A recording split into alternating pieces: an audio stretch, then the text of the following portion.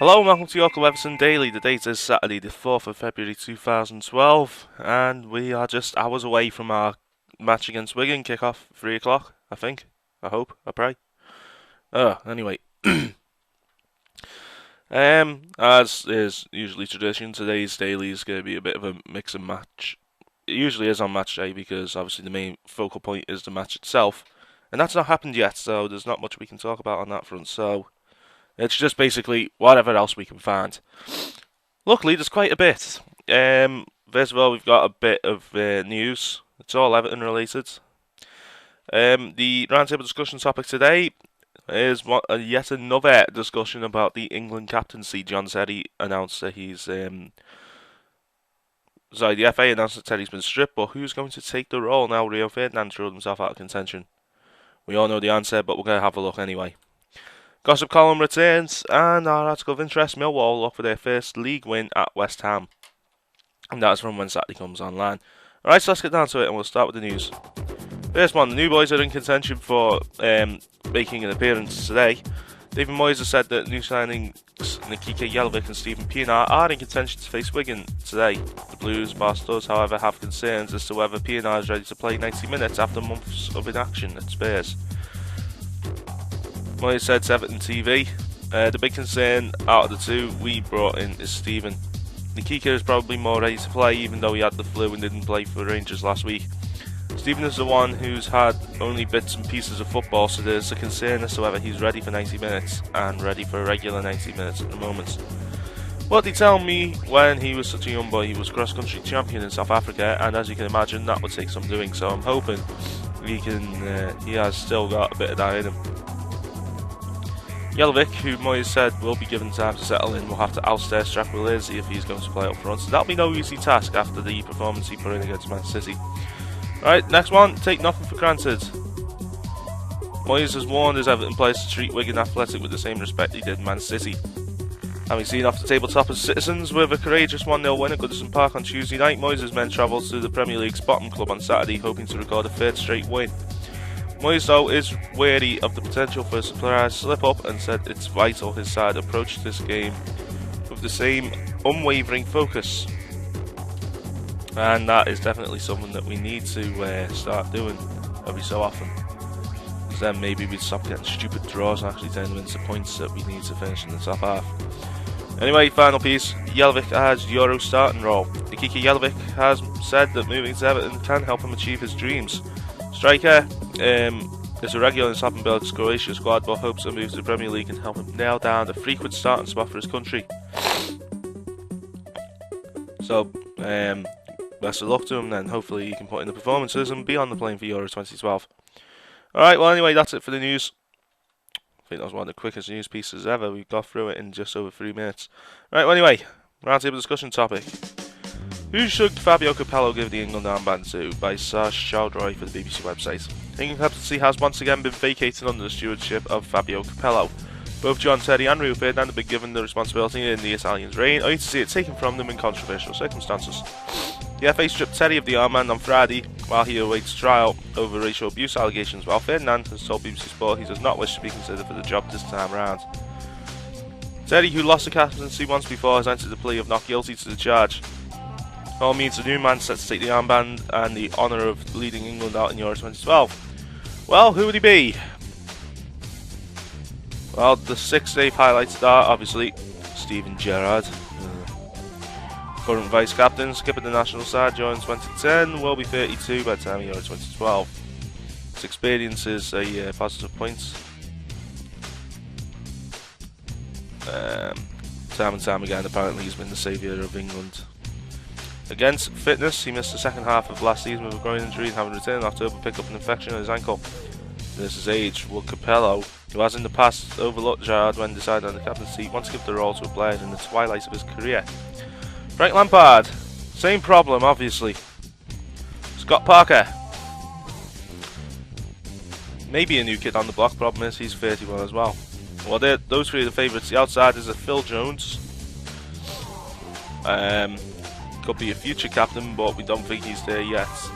Joe Hart against It's hard for the captain to rally the troops if he's 50 yards away, so just the fact he's a goalkeeper rules him out in BBC's eyes apparently. And the 6th one is Gareth Barry.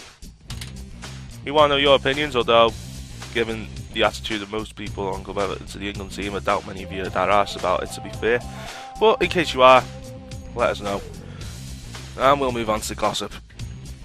Again, the source and the story. The Mirror reports that Barcelona have watched Tottenham's Gareth Bale several times this season and are thought to be planning a summer player plus cash offer for the Welsh midfielder. That will be interesting. Excuse me. The Cunt Rag reports that Arsenal have put Montpellier's 25-year-old striker Olivier Giroud, Ligue 1's leading scorer this season, at the top of their summer transfer targets.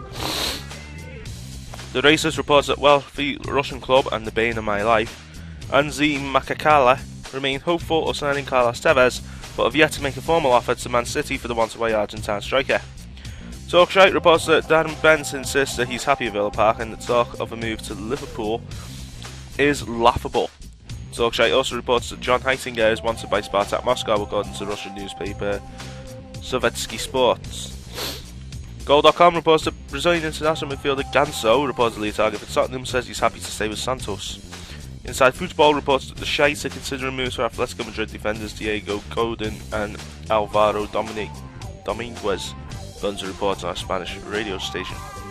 In other gossip, Fabio Capello is thought to be furious with the FA's decision to take the England captaincy from John Terry and checked his contract to see if he was able to veto the move. The Express reports that Terry is ready to quit international football after feeling he has received a lack of support from FA bosses. Times report that Capello has urged an angry and devastated Terry not to retire from the England setup. The Racist reports that new West Brom midfielder Keith Andrews admits he was desperate to leave Blackburn and has lifted the lid on the way the Ewood Park club is being run by owners Venky's. It's according to the Racist. The Times reports that Arsene Wenger hints he may reconsider his much criticised transfer policy this summer if Arsenal miss out on the Champions League for the first time in 15 years. Manchester Evening News reports that Man United's 38-year-old midfielder Ryan Giggs is set to agree a new one-year contract at Old Trafford. The Express reports that under-fire goalkeeper David De Gea has been backed to come good by Man United's former stopper Massimo Taibi, the man infamous for his blunder in his Old Trafford debut against Southampton in '99. The Star reports that Red Shirt Magic A. Dalglish said Luis Suarez will not be guaranteed his place back in the team as 8-match suspension ends next week. Yeah, right. He'll be straight back in there. The Stoke Sentinel reports that Stoke boss Tony Pulis believes that staging his team's FA Cup tie at Crawley at 12 noon on the 19th of February will jeopardise their Europa League campaign with matches against Valencia on the Thursday either side. They could have given us an afternoon slot instead of one so early in the day, he said. Liverpool Echo reports that Stephen Pienaar says going back to Goodison Park feels like going home. Newcastle Chronicle reports that Sunderland boss Martin O'Neill will consult the club's medical staff before deciding on whether to select striker Fraser Campbell for his third game in 6 days. South Wales Evening Post reports that Swansea are awaiting reports on Ferrybody's knee injury amid fears that it may force the Dutch midfielder to retire. The Cunt Rag reports that Leeds players want caretaker boss Neil Redfern to replace ex-manager Simon Grayson on a permanent basis. And finally, there's two of them, never understood why. Cunt Rag reports that David Beckham, who was famously sent off during England's '98 World Cup campaign, reveals he recently received another red card at a kids match when he was watching son Romeo 9 play. And the Metro reports that Tottenham's exuberant Brazilian midfielder Sandro has demonstrated his martial arts skills on Twitter. How the fuck do you do that? I don't know. Anyway, that's it for the gossip, so we'll close off with our article of interest. It is Millwall looking for their first league win at West Ham, written by Neil Andrews for when Saturday comes online, wsc.co.uk. West Ham play host to Millwall today for the first time since 2009's infamous League Cup tie when the home fans riot both on and off the pitch. An early kick-off plus a scandalously small ticket allocation for away supporters was supposedly designed to prevent any possible repeat of those scenes. It appears to have had the opposite effect, with rumours of Millwall fans threatening to turn up on the day in the hope of gaining entrance to the ground or buying tickets for the home end. Only 5 days ago, Sky announced they would be showing the game, apparently on the request of the police. Millwall fans will be more concerned about events on the pitch. We are rather fond of the fact that West Ham have yet to beat the Lions over 90 minutes this century. Admittedly, Millwall have only won the fixture twice, but supporters at the Den cheerfully point to the game in 2004, fondly remembered as the Mother's Day massacre when an FA Cup final bound Millwall missed 2 penalties yet still won 4-1. But this could all change come the final whistle today. The odds strongly favour Sam Allardyce's men. They're pushing for promotion, while Millwall are at the other end of the table trying to stave off relegation. Recent results, barring Ipswich Town's unexpected 5-1 demolition of the Hammers in midweek, suggest a comfortable home win. How comfortable this may prove depends on one man, Darius Henderson. Geddy Jacket's side have blown hot and cold all season. Impressive away wins against Leicester and Barnsley have been tempered by depressing home defeats to the likes of Watford and Bristol.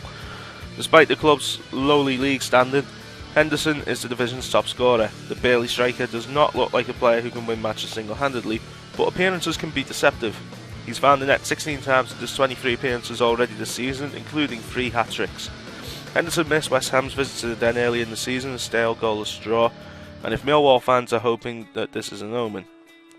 Millwall have never won a league match at Upton Park, and if ever there was a time for a hero, this is it. That's according to Neil Andrews. Seeing as that match is currently underway, before we let you go, we'll give you the latest score. Just for clarification purposes, I'm recording this as of the time now is 10-1 in the afternoon. Show me championship scores. Come on. It's currently goalless. Yeah, all that weight. Right, well anyway, that's about it for today's daily. Thank you very much for listening. Social media, you can get in touch with us, Google, Twitter, Facebook. You can get on our site, clubeverton.co.uk, forum, clubeverton.co.uk/forum. We're also on iTunes. You can subscribe to us there. You can also subscribe to us on YouTube. Don't forget to nominate the Fallatonians for the Shorty Award. Currently level with Miley Cyrus in terms of voting, and yes, that is for a football award. Like why Miley Cyrus was being nominated for a soccer award, I don't know, but click the link in the description. Nominate at Fallatonians for a Shorty Award in #soccer and give a reason why. And finally, before we let you go, we'll let you know that Club Everton Daily is brought to you by Hans Stores, the official travel partner of clubeverton.co.uk. Give Hannah a ring on visit hansstores.co.uk for more information, or give Hannah a ring on 07521 21395. Alright, well that's it. Thank you very much for listening.